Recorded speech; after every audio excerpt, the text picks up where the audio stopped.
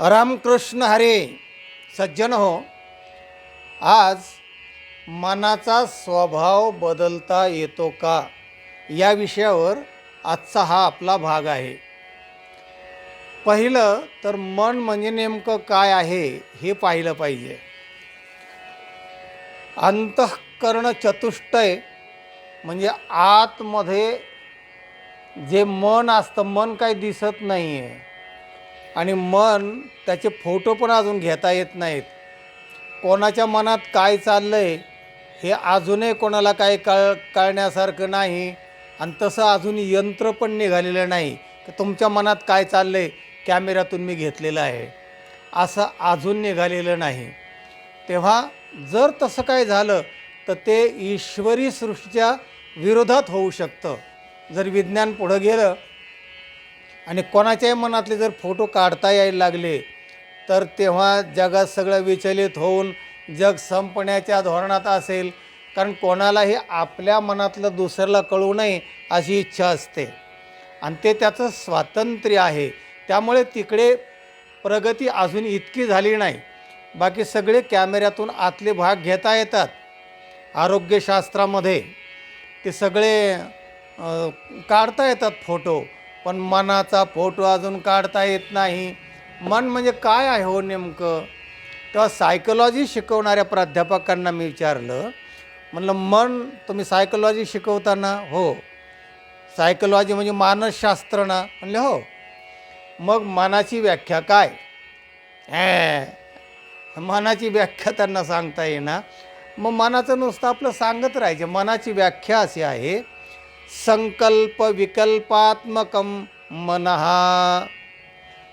जी अंतःकरणाची वृत्ती संकल्प आणि विकल्प करते, हे करू का हे करू, हे करू का हे करू, अशी द्विधा वृत्ती जोपर्यंत असते तोपर्यंत त्या अवस्थेला मन असं म्हणतात. आणि त्या द्विधा अवस्थेचे ठरवलं ना की हेच करायचं की त्याचं रूपांतर बुद्धीमध्ये होतं. आणि बुद्धीचं लक्षण करताना असं म्हटलं आहे, निश्चयात्मिका बुद्धीही. बुद्धीचं काम आहे निर्णय घेणं. निर्णय क्षमता बुद्धीमध्ये असते, मनात नसते. मन हे चंचल होऊ शकतं. मन सतत संकल्प विकल्प करत असतं, असं केलं तर असं होईल, तसं केलं तसं होईल, असं वगैरे. तेव्हा असं जे मन आहे ते मन म्हणजे ज्ञानाचं साधन आहे ना, पंच ज्ञानेंद्रिय, त्यालाच अंतःकरण चतुष्टय असं म्हणतात. अंतःकरणम, अंतः म्हणजे आतलं, चतुष्टय म्हणजे चार, करणम म्हणजे ज्ञानाचं साधन. आतलं ज्ञानाचं साधन जे आहे ते चार प्रकाराने आहे, मन, बुद्धी, चित्त आणि अहंकार. त्यातला पहिला नंबर आहे मनाचा. ते मनाचं आतलं ज्ञानाचं साधन आहे. आणि ते मन काय करतं की पंचज्ञानेंद्रियाच्या द्वारे ते बाहेर जातं आणि पंचज्ञानेंद्रियाच्या द्वारे ते सगळ्या गोष्टी बाहेरच्यामध्ये जाऊन मिसळतं आणि उपभोग घेतं. तर बाहेरच्या गोष्टी हे पंचज्ञानेंद्रिय काय आहेत? रूप, रस, गंध, स्पर्श आणि शब्द. रूप विषय डोळ्याचा आहे. मन डोळ्याच्या इंद्रियाच्या खिडकीतून बाहेर जातं, काय सुंदर आहे हो, काय मी सुंदर गोष्टी पाहिल्या वगैरे, किंवा काय वाईट दिसलं हो, भयानक दिसलं वगैरे वगैरे. म्हणजे रूप विषय हा डोळ्याचा आहे, रस विषय जिभेचा आहे, गंध विषय नाकाचा आहे, वास घेणं, आणि स्पर्श विषय त्वचेचा आहे, काय मृदू आहे काय कठीण आहे, आणि शब्द विषय कानाचा आहे, काय सुंदर गायलं हो, काय सुंदर आज मी ऐकलं वगैरे, हा विषय आहे कानाचा, शब्द विषय. या पाच ज्ञानेंद्रियाच्या द्वारा मन बाहेर जातं आणि विषयाचा उपभोग घेत असतं. असं जे मन आहे तर ते मन, त्याचा जो स्वभाव आहे चंचलपणा, तर तो बदलता येतो का? मन एकाग्र पाहिजे हो, त्याशिवाय अभ्यास होत नाही. मन फार ओढाळे हो, मनाची गायीचे रूपं केलेत, मनाच्या अनेक प्रकार गोष्टी केल्यात, आणि मन जोपर्यंत एकाग्र होत नाही, मन जोपर्यंत विषयाची एकाग्रता साधत नाही, तोपर्यंत त्याच्यात माणसाला यश येत नाही. तेव्हा मनाचा स्वभाव काय तर चंचल असणं, हे मनाचा स्वभाव आहे. आणि मग स्वभाव म्हणजे स्व म्हणजे स्वतःचा, भाव म्हणजे अस्तित्व, आणि भाव या शब्दाला लावला की अभाव म्हणजे स्वतःच्या अस्तित्वाचा अभाव. तेव्हा भाव जो आहे मनाचा, संकल्प विकल्पात्मक असा असणारा जो भाव आहे, तर त्या मनाचा भाव बदलता येतो. मनाचे संकल्प विकल्प जे आहेत ते बदलता येतं, त्याचे परिवर्तन बुद्धीमध्ये करता येतं. तेव्हा हा झाला भाग. आपण असा अगोदर बघूया की स्वभाव म्हणजे नेमकं काय. स्वभाव हा, स्वस्य भाव हा, स्वभाव हा स्वतःचा भाव, स्वतःचं अस्तित्व. म्हणून असा एक आपण व्हिडिओ केला आहे की स्वतःला विसरू नका. स्वभाव जो आहे तो फार महत्त्वाचा असतो. तेव्हा हा जो स्वभाव आहे तर 3 प्रकाराने त्याचं वर्गीकरण करता येईल. एक जात स्वभाव आहे, दुसरा आगमापायी आहे, आणि तिसरा सांसिद्धिक आहे. जात म्हणजे वस्तूबरोबर जन्माला येतो आणि वस्तूबरोबर तो नष्ट होतो. माशाला पाण्यामध्ये पोहण्याचं ज्ञान त्याच्याबरोबरच जन्माला येतं, त्याला भोपळा बांधून शिकवायची गरज नाही. पक्षाला आकाशात उडण्याचं ज्ञान त्याच्याबरोबरच जन्माला येतं, त्याला शिकवावं लागत नाही. त्याच्या जन्माबरोबर जे जन्माला येतं ते मरतं, त्याला जात स्वभाव असं म्हणतात. आणि दुसरा आहे आगम अपायी, येणारा जाणारा स्वभाव असतो. जसं पाणी फार गरम झाले, लवकर आंघोळ करा नाही तर गार होईल. म्हणजे पाण्यामध्ये जो गरमपणा आलेला आहे तो पाण्याचा नाही आहे, पाण्याचा स्वभाव नाही आहे.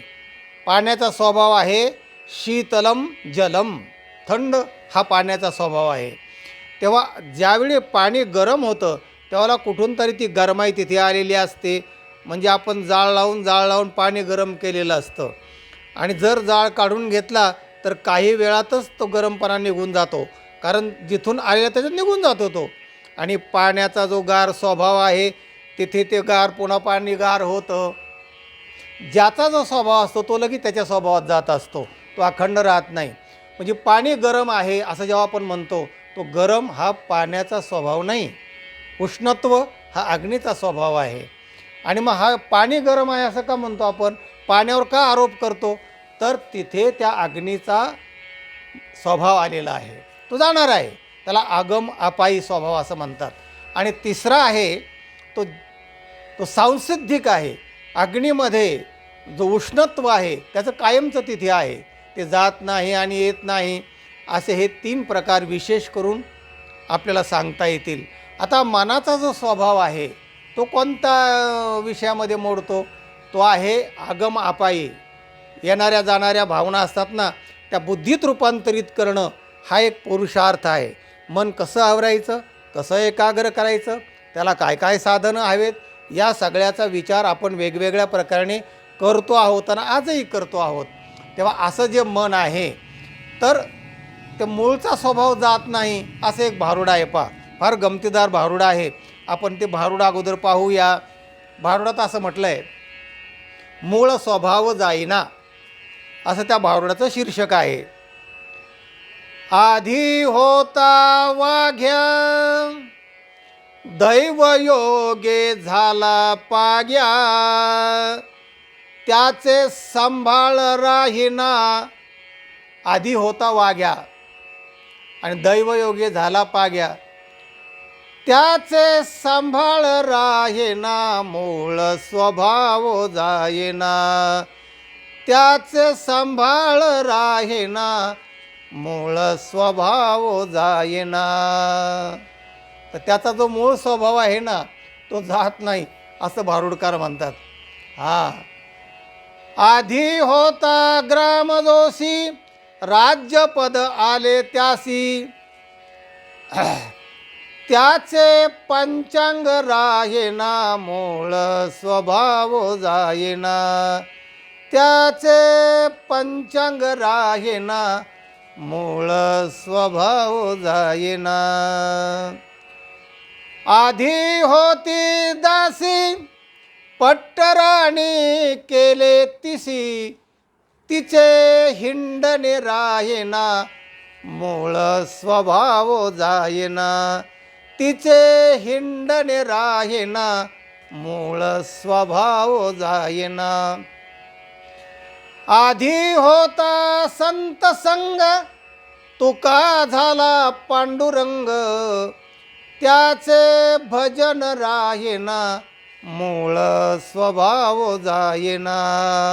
आता याचा अर्थ सांगून फार विस्तार होईल, त्यामुळे अर्थ समजण्यासारखा आहे म्हणून आपण त्या विस्तार भयास्तव आपण तिकडे जात नाही.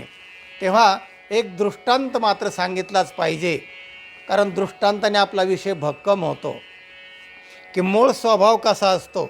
हा जो जात स्वभाव असतो ना जन्माबरोबर आलेला, त्याला आपण हाडवैर म्हणतो किंवा जीवो जीवस्य जीवनम असा एक सिद्धांत आहे.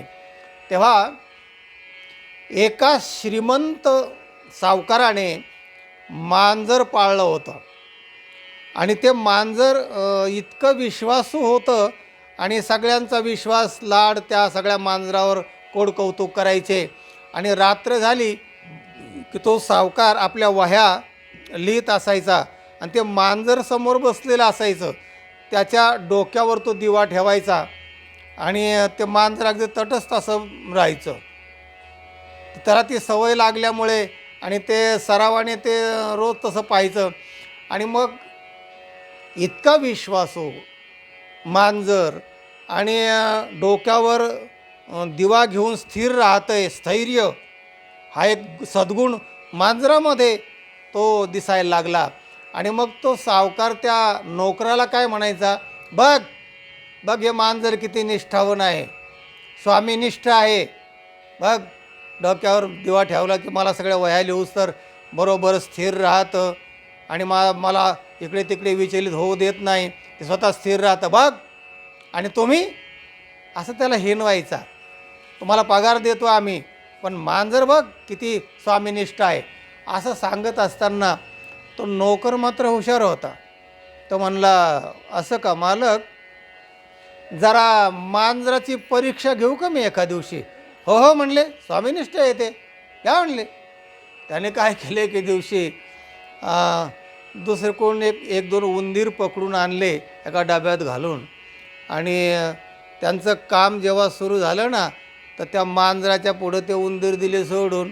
उंदीर दिसल्याबरोबर ते मांजराने एकदम झडप घातली आणि डोक्यावरचा देवा खाली पडला, सगळं तेल सांडलं आणि मालक पण एकदम विक्षिप्त झाला. असं काय झालं म्हणले आता तुम्हीच बघा म्हणले की स्वामीनिष्ठ, एकनिष्ठ, निष्ठावंत, भावन या सगळ्या गोष्टी सांगत होत्या, आता काय झालं.